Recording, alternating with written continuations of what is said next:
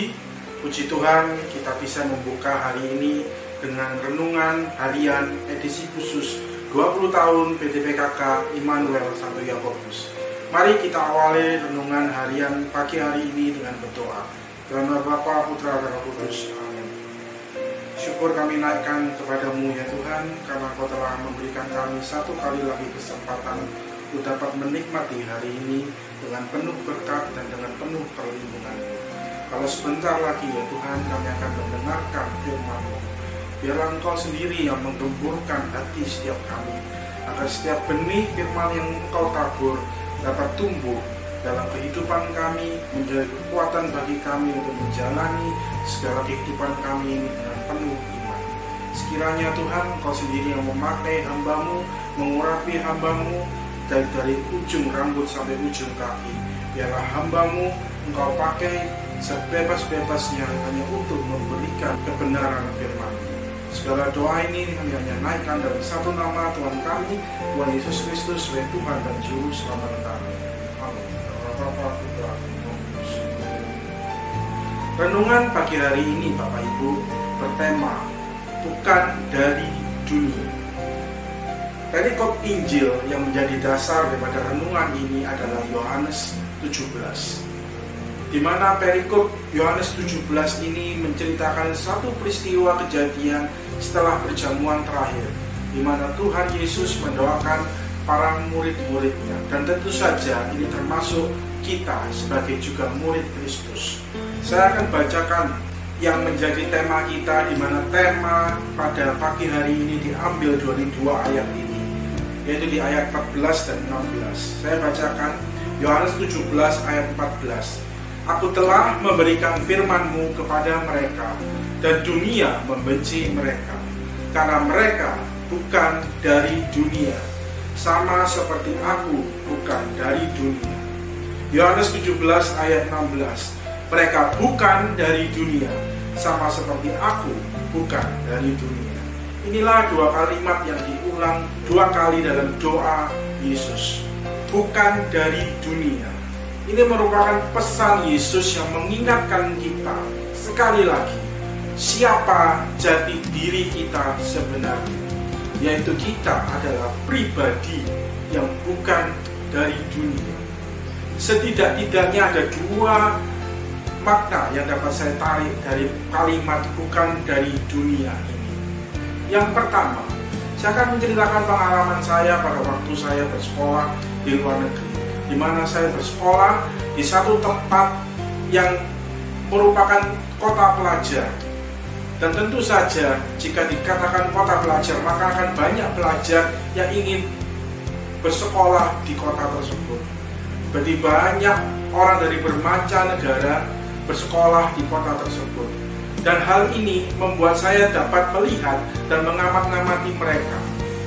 Dan setelah beberapa lama saya berada di sana, maka saya akan mengetahui dengan hanya melihat satu orang ini dari negara mana, orang ini dari negara mana. Karena satu ciri khas dari mereka yang berbeda, bahkan seseorang yang berasal dari negara Asia tetapi bukan daripada penduduk dari warga tersebut, ada satu hal yang berbeda. Kalau kita bukan dari satu tempat, maka kita pun akan berbeda dari orang-orang yang ada pada tempat tersebut.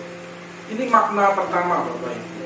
Jika Yesus mengatakan bukan dari dunia, maka kita pun harus berbeda dari dunia.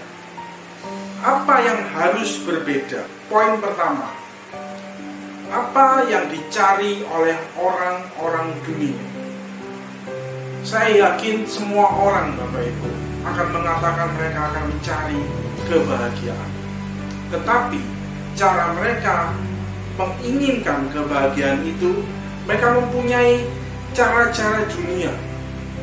Ada yang mengejar harta, ada yang mengejar tahta, ada juga yang mengejar ketenaran.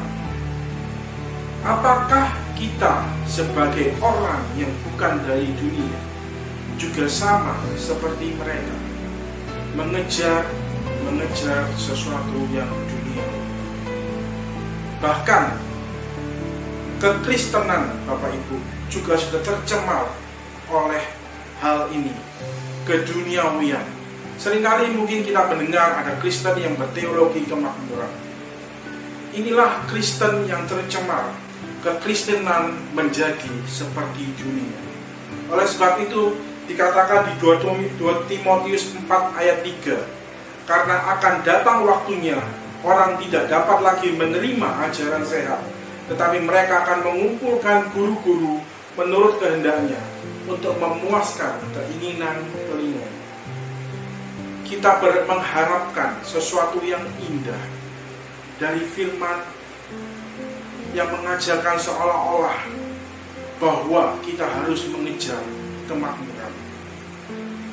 Kita mencari-cari firman yang memuaskan telinga kita. Apakah ini kekristenan? Mengejar sesuatu yang duniawi. Dikatakan di 1 Yohanes 4 ayat 5, mereka berasal dari dunia, sebab itu mereka berbicara tentang hal-hal duniawi, dan dunia mendengarkan mereka. Tuhan Yesus meyakinkan kita, kita bukan dari dunia. Oleh sebab itu Bapak Ibu, jangan mendengarkan sesuatu yang berasal dari dunia. Kita mencari kebahagiaan, tapi carilah kebahagiaan, yaitu satu, untuk keselamatan. Itu poin pertama dari makna berbeda, bukan dari dunia ini, menjadi satu pribadi yang berbeda. Poin kedua, kalau tadi kita membahas apa yang dicari orang dunia, apa tindakan kita kalau kita bukan dari dunia ini? Apakah kita menjadi seperti orang di dunia ini yang sepertinya berbohong adalah hal yang normal, terutama dalam segala hal yang mendapatkan keuntungan? Kadang-kadang kita rela berbohong hanya untuk agar kita tidak rugi. Dikatakan di Matius 5 ayat 37, jika ya, hendaklah kamu katakan ya, jika tidak, hendaklah kamu katakan tidak. Apa yang lebih daripada itu berasal dari si jahat. Apakah ini tindakan kita sebagai seseorang yang bukan dari dunia? Untuk mencari sebuah keuntungan, kita rela mengorbankan kebenaran. Dikatakan di Amsal 18 ayat 21, hidup dan mati dikuasai lidah, siapa suka mengemakannya akan memakan buahnya. Kita harus memperkatakan kata-kata yang positif, Bapak Ibu. Inilah tindakan kalau kita mau menjadi berbeda dari dunia. Dikatakan di Filipi 4 ayat 8, jadi akhirnya saudara-saudara, semua yang benar, semua yang mulia, semua yang adil, semua yang suci, semua yang manis, semua yang sedap didengar, semua yang disebut kebajikan dan patut dipuji, pikirkanlah semuanya. Berpikir positif. Kalau dunia hari-hari ini mengalami satu gejala yang begitu berat, kita tetap harus menjadi berbeda dari dunia ini. Kita tidak mengikuti arus dunia ini. Karena kita adalah orang-orang bukan dari dunia ini. Kita harus berpikir positif dan kita harus bertindak sebagai orang-orang yang bukan dari dunia. Ini makna yang pertama. Makna kedua dari kalimat bukan dari dunia ini. Sekali lagi saya akan menggunakan contoh pada waktu saya bersekolah di luar negeri. Di mana saya sekolah di luar negeri tersebut, saya membutuhkan izin tinggal. Kalau izin tinggal itu habis, maka saya pun harus meninggalkan tempat tersebut. Kalau kita bukan dari dunia ini, sama seperti saya yang bukan warga negara daripada negara tersebut, maka saya pun di satu titik tertentu harus meninggalkan negara tersebut karena izin tinggal saya sudah habis. Kalau kita bukan dari dunia ini, maka kehadiran kita di dunia ini pun sementara. Inilah makna yang kedua, Bapak Ibu. kehadiran kita di dunia ini sementara. Kalau kehadiran kita di dunia ini sementara, apa yang harus kita kumpulkan? Kemana kita harus mengumpulkan segala harta kita? Dikatakan di doa Bapa kami, berilah kami rezeki pada hari ini. Dikatakan berilah kami rezeki pada hari ini. Dalam terjemahan bahasa Inggris dikatakan give us our daily bread. Daily. Inilah kata kuncinya. Berilah rezeki pada hari ini. Seringkali kita mendengar Bapak Ibu bahwa orang mencari rezeki untuk 7 turunan, sehingga mereka semakin tamak, dan segala apapun mereka cari untuk mendapatkan harta terbanyak. Padahal mereka lupa kehadiran kita dalam dunia ini hanya sementara. Akankah kita bawa semua harta kita yang kita peroleh dari dunia ini ke dalam kerajaan surga? Harta dunia ini tidak mungkin akan kita bawa. Apa yang harus kita kumpulkan? Kita harus kumpulkan harta di dalam kerajaan surga. Saya akan memberikan analogi. Jika kita mempunyai rumah yang masih mengontrak, kalau kita penuhi rumah itu dengan barang-barang yang bagus-bagus, bukankah kita akan menunggu sampai suatu saat kita membeli rumah yang baru? Maka kita akan menaruh segala barang-barang yang bagus-bagus ini ke rumah yang baru, bukan di rumah yang sementara.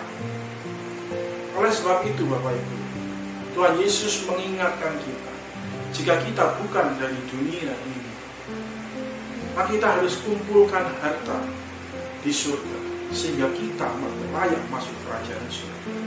Karena kita di dunia ini sementara. Itulah poin pertama dari makna yang kedua. Poin yang kedua, jika kehadiran kita di dunia ini sementara, maka ada tujuan akhir kita, yaitu kekekalan. Mana yang kita pilih? Kehidupan kekal atau kebinasaan kekal?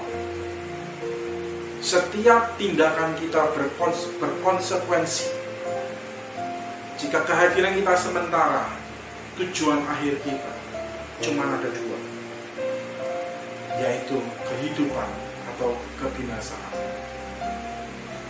Dan Tuhan Yesus melalui para murid-muridnya telah memberikan pesan ini. 1 Petrus 1 ayat 17. Dan jika kamu menyebutnya Bapa, yaitu Dia yang tanpa memandang muka menghakimi semua orang menurut perbuatannya, maka hendaklah kamu hidup dalam ketakutan selama kamu menumpang di dunia ini. Wahyu 21 ayat 27. Tapi tidak akan masuk ke dalamnya sesuatu yang najis atau orang yang melakukan kekejian atau dusta, tapi hanya mereka yang namanya tertulis dalam kitab kehidupan anak domba itu. Tujuan kita kehidupan kekal. Dikatakan tidak ada yang tidak kudus bisa masuk kerajaan surga. Oleh sebab itu kejarlah kekudusan. Kehadiran kita sementara. Kekekalan adalah tujuan akhir kita. Tujuan akhir itu ada dua, kehidupan atau kebinasaan. Pilihlah kehidupan. Inilah pesan Tuhan Yesus pagi hari ini kepada kita semua. Tuhan Yesus mengingatkan jati diri kita, yaitu kita bukan dari dunia. Oleh sebab itu kita harus berbeda. Kita mencari bukan seperti orang dunia. Kita bertindak bukan seperti orang dunia. Dan kehadiran kita ini sementara. Oleh sebab itu, kejarlah keselamatan itu. Kejarlah harta surgawi, sehingga kita semua bisa masuk dalam kehidupan yang kekal. Mari kita berdoa. Terima kasih Tuhan Yesus atas pesan-Mu yang bagi setiap kami, nasihat-Mu ini melalui doa-Mu. Biarlah Engkau sendiri yang memampukan kami agar kami menjadi pribadi-pribadi surga. Kami dapat mencari segala sesuatu yang berhubungan dengan kerajaan surga. Kami bertindak seperti Engkau, jalan kebenaran dan hidup. Dan terima kasih Tuhan mengingatkan kami bahwa kehidupan kami ini sementara, sehingga kami dapat mengumpulkan harta kami dalam kerajaan surga, sehingga kami layak untuk masuk kehidupan kekal bersama-sama dengan kembali. Terima kasih ya Tuhan. Kami juga mau berdoa untuk PDPKK Immanuel di ulang tahunnya yang ke-20 ini. Biarlah Engkau sendiri yang selalu memberkati mereka, baik tim pelayan dan juga umat. Dan sekiranya Engkau juga mengobarkan api Roh Kudus, sehingga mereka selalu bersemangat untuk mengundang jiwa-jiwa yang baru untuk dapat mengenal-Mu melalui pelayanan persekutuan doa Immanuel. Segala doa ini Tuhan kami hanya naikkan dalam satu nama Tuhan kami, Tuhan Yesus Kristus, Tuhan yang hidup ini dan selama-lamanya, dalam Bapa dan Roh Kudus. Saya ucapkan selamat hari ulang tahun 20 tahun PDPKK Immanuel. Saya Vincent Chua. Jangan lupa saksikan terus setiap pagi renungan harian edisi khusus 20 tahun PDPKK Immanuel Santo Yakobus. God bless you.